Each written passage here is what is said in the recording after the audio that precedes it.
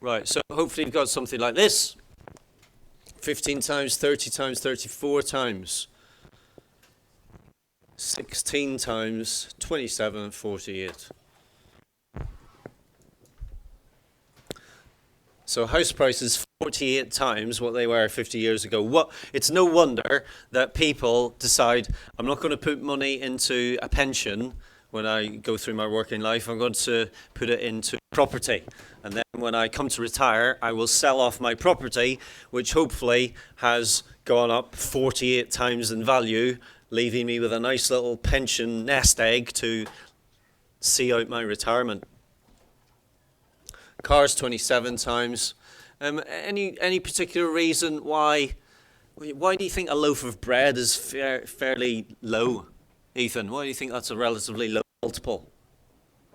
Because like everyone buys. Everyone buys, most people buy cars. So why is it a relatively low multiple, do you think, Ethan? I mean, bread, how would you describe bread for anybody? Right. Well, not more than that. It's kind of like a basic need, isn't it? And so it's probably one of the reasons why it's only gone up 15 times rather than the 48s and the 34s. And why, Elliot Robertson, why do you think house prices have gone up so much in this time?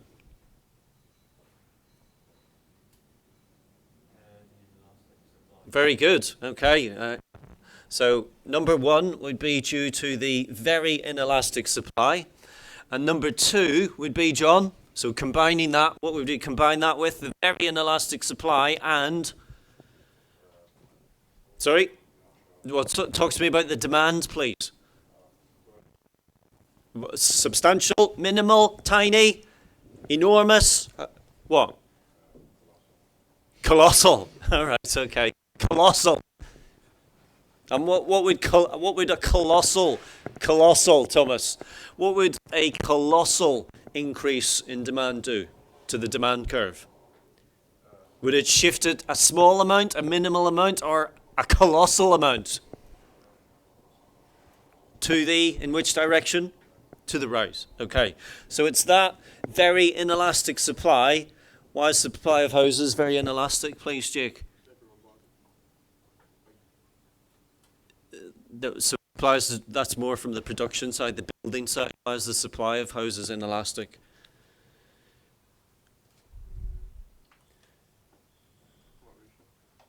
Can you knock a house up overnight? So it takes time. Okay. It takes. Are local authorities, local councils allowed to build on all land? So there's it's limited and restricted in that way. So that inelastic supply combined with the colossus there, that inelastic supply combined with the colossal shift in demand results in this very substantial house price rise. Okay, now let's have a look and then at the questions in their book. I think we've covered them all off actually. Which prices have risen the most in real terms? So the answer to that one will be, Abby? Average house price, okay. Which items have risen in price in the least? We've also covered that off. And that's that particular exercise complete. Any further questions on that? Ella? Any questions on that one? Okay, right. So, Alana? Speak up, please. We want to share this with not only the viewers here, but the viewers here.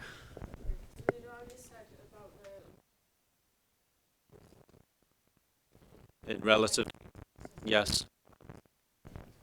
What about the cinema ticket? No, the cinema ticket, interesting one, because when I Googled that this morning, average cinema ticket, for the first time it actually fell just in the most recent year. First time it actually fallen. So it was a little bit more than that. Why is it a relatively less multiple? Say that again? You mean more competition? So good points, Marewa. So they're having to so what would you say would be a substitute for a cinema? streaming, leisure centre. Don't know what else you do, Thomas, in your spare time. Ice rink, maybe, something like that. So, what are those places called that? When you go and you just like jump into the balls and all that sort of thing. What are they called? What? Yeah, like soft play. Yeah, that sort of thing. Soft play. Thomas, yeah, soft play. Yeah. So you're competing with a lot of substitutes. That might help to keep it down, possibly. Also, of course, Marewa, when you go to the cinema, you've got kids' prices, adults' prices, students' prices. So there's a whole range. I suppose the average of them all is going to be relatively low in that respect.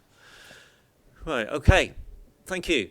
Let us now move on, and I now want to have a look, please, ladies and germs, at the table on page 153.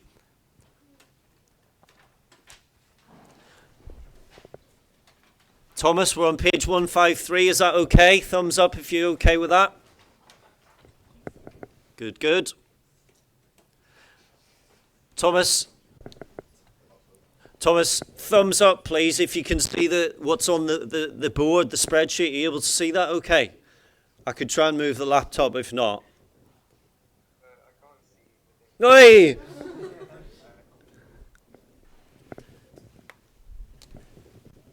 Is that any better? Okay, right. Turn your mic off, please. Oh.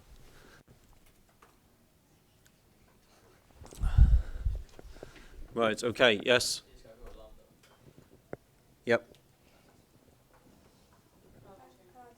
Right, okay, you need to make sure that you get everything caught up. Sorry? What's this, the interval? Just because we're talking about the cinema? Right, okay. Right, ladies and gents, have you got this table down? Yeah, right, okay, let's very quickly go to the answers here, please.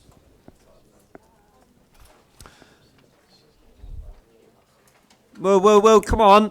Focus. Thomas. Right, so what is the difference, please, Matthew, between nominal and real income, first of all, please? Nominal is just like the change in the wage you actually get, and then real is like factors in price now. Correct, yes. Real values take into consideration the inflation rate, your purchasing power, the basket of goods that you can afford to buy, whereas nominal does not. Doesn't take into account that inflationary element, so you don't really know if you're better off or worse off. Okay, so let's just go through the table here. We'll just make this a little bit bigger. Hopefully Thomas will be able to see this as well. Zoom in on this a little bit. Okay, so we'll just do a row at a time each, please. Okay, Daniel, please, top row. Just fill the blanks, please. Okay, and why?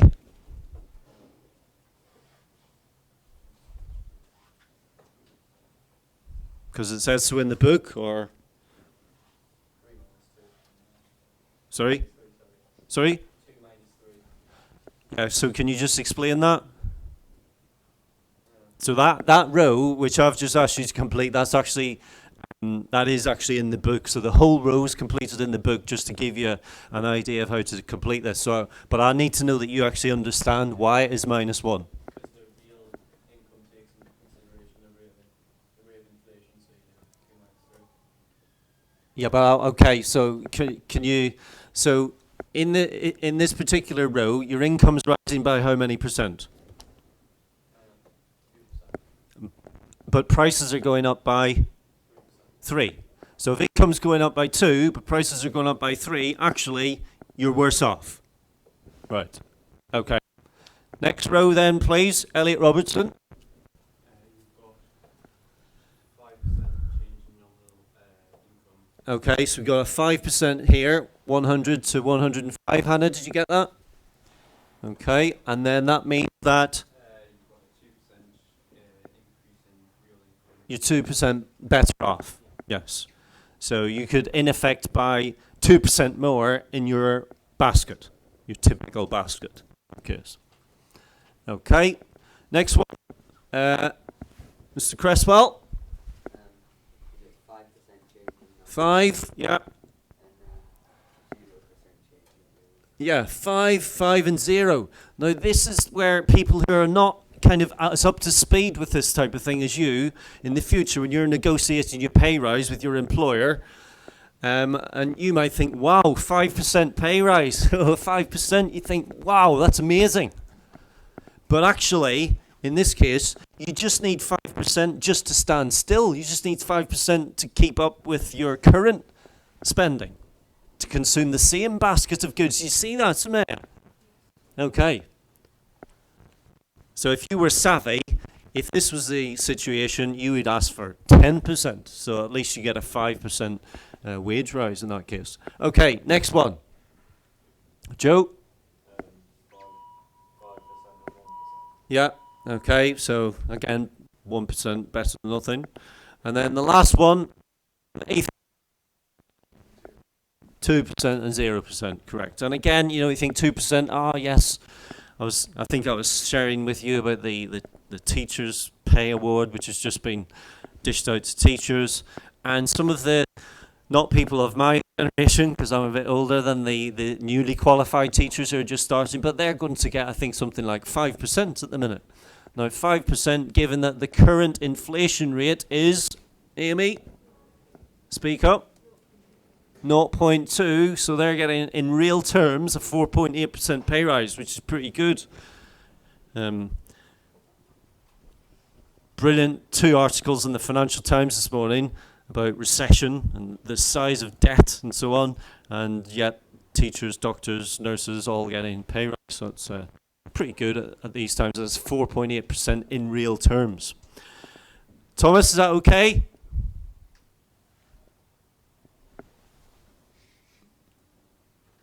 Okay. Lastly,